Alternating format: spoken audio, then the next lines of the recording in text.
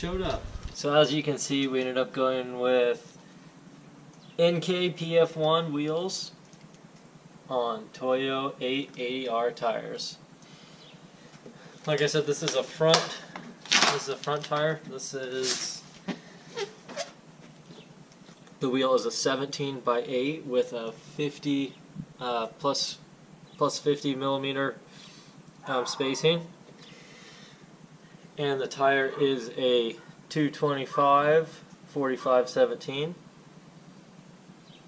So it's going to be a little bit wider and a little bit taller than what the stock front tires were. Let's take a look at one of the back tires.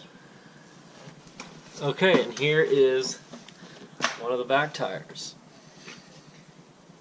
Same thing, Enkei PF01, and the back tires are 17 by 9 with a plus 60 millimeter offset, and the tires are 255 40/17s. So same thing, they're 10 millimeters wider than stock, but if you can remember the current tires on my car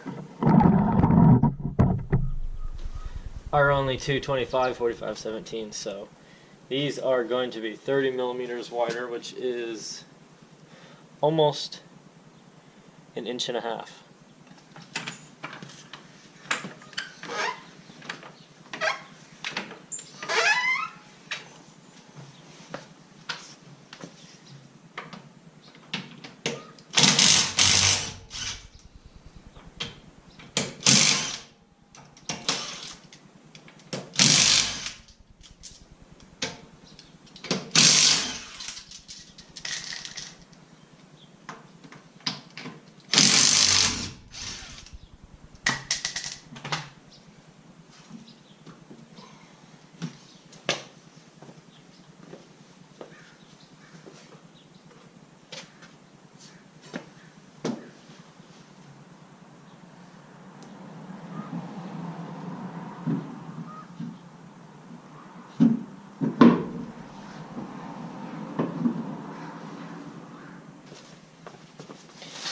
Okay, here's the moment of truth. Oh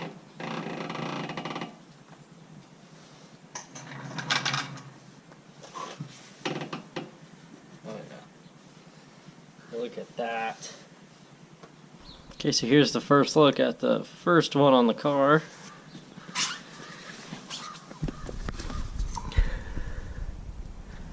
Definitely a lot more meat under there.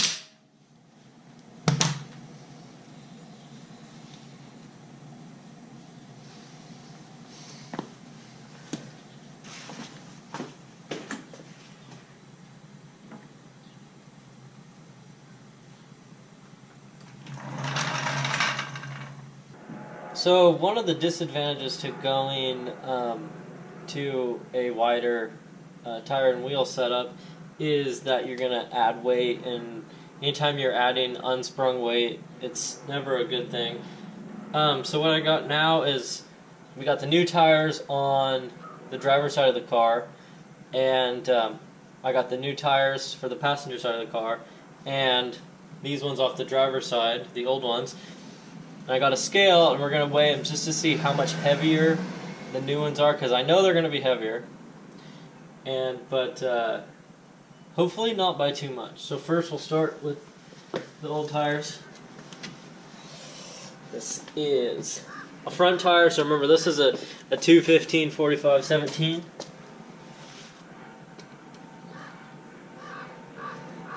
And it is 37 pounds.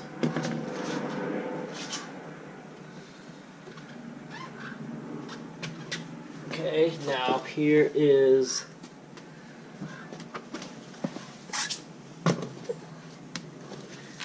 one of the new front tires. Okay, now remember this is a 225 45/17, and the wheel is now, instead of a 17/7, it's a 17/8.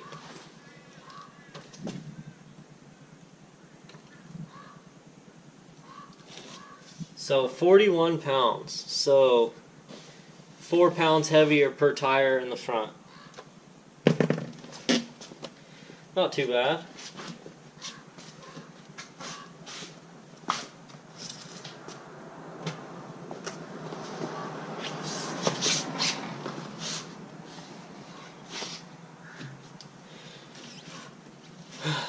Okay, now to the back tires. We're going to notice a lot bigger difference here. The old back tire was a 225 45/17 on a 17/7 wheel.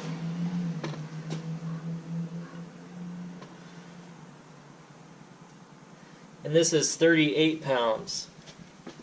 Okay, now the new back tire, and I can tell just by picking it up that it's heavier. 43.7 pounds. So let's see, that's almost 6 pounds heavier. 6 pounds heavier, and that's what you get when your wheel is 2 inches wider and your tire is 30 millimeters wider. Let's get a side-by-side comparison.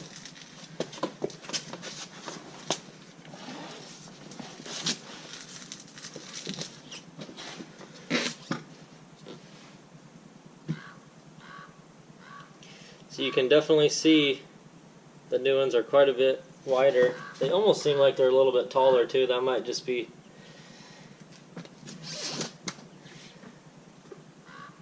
having a new tread on it too.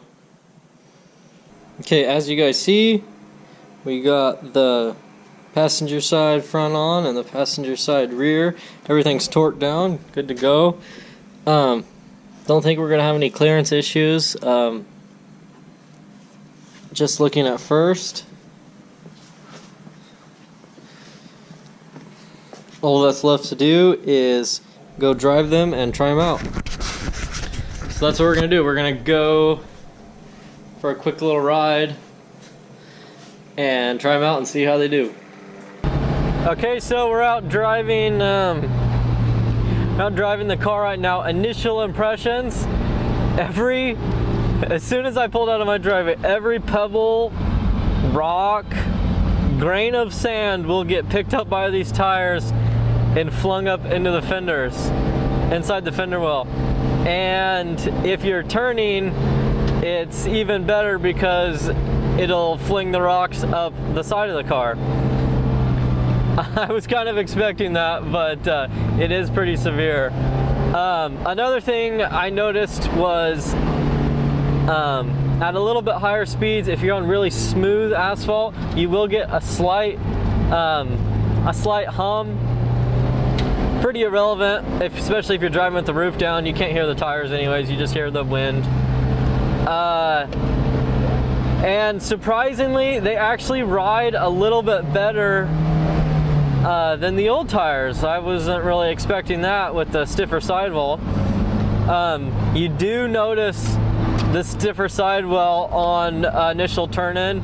On the old tires, as soon as you turn in, you'd get this kind of almost like a delay where you can feel the sidewall kind of leaning over and giving. Where these, it's as soon as you turn the wheel, it's instant. It's really responsive.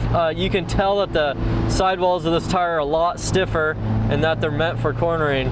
I haven't really pushed the car too hard yet because I'm trying to scrub the tires a little bit. They're always a little greasy when they're new.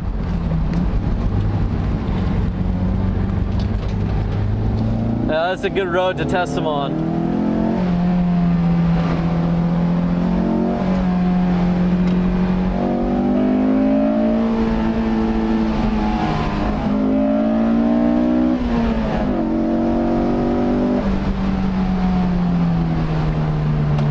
Very confidence inspiring, that's for sure. Okay, so we just finished our first drive on the new tires and wheels, and I gotta say it was pretty awesome. I've already pushed them past the limits of the other tire easily, and you don't even get that sense like there's, you know, you're pushing them to the limit or anything. So let's talk about why I ended up getting the PF01s. A bunch of reasons. I did really like these wheels, but if you're looking in the S2000, for S2000 wheels, you have lots of options. But if you have your car lowered like I do and want to go with a little bit of a wider tire, your options do narrow down quite a bit, especially if you're on, you know, a little bit of a budget. I ended up going with these because I could get the plus 60 offset, and as you can see, the tire is back behind the fender a little bit. I don't think I should have any issues. I am dropped 1.5 inches, and I'm running almost or just under 2.5 degrees of negative camber, so that does help quite a bit. As you can see, that pushes the top of the tire in a little bit more. And then the fronts, I shouldn't have any issues with clearing. When you are turned all the way to lock, if you do go up to a driveway, the top of the tire will get really close to the fender.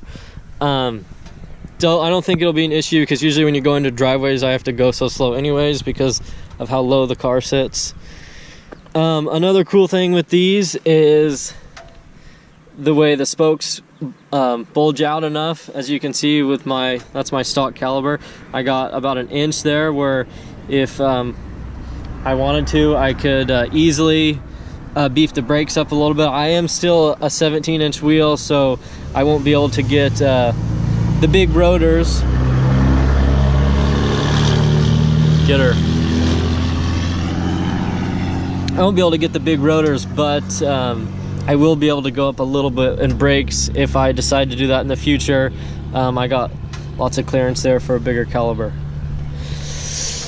I did also want to add that when I was purchasing these, one of the big contributing factors of getting the Toyo R888Rs is I bought these ended up buying them off a tire rack, and it was between these and the Nitto NT05s, and tire rack doesn't offer the NT05s, so I ended up going with the Toyos. I've heard lots of good things about them. The NT05s were a little bit more of a street bias, which is kind of more of what I wanted, but I ended up going with these. I think they're going to be fine. Probably worst case scenario is, you know, they only last a couple thousand miles, which is fine. But yeah, tire rack hooked it up. They had, you know, the wheels with the right offset, like I said, the right tires that were the right size, and they were shipped to my house mounted and balanced, which is awesome. Yeah, I can't say enough good things about tire rack. They were pretty good.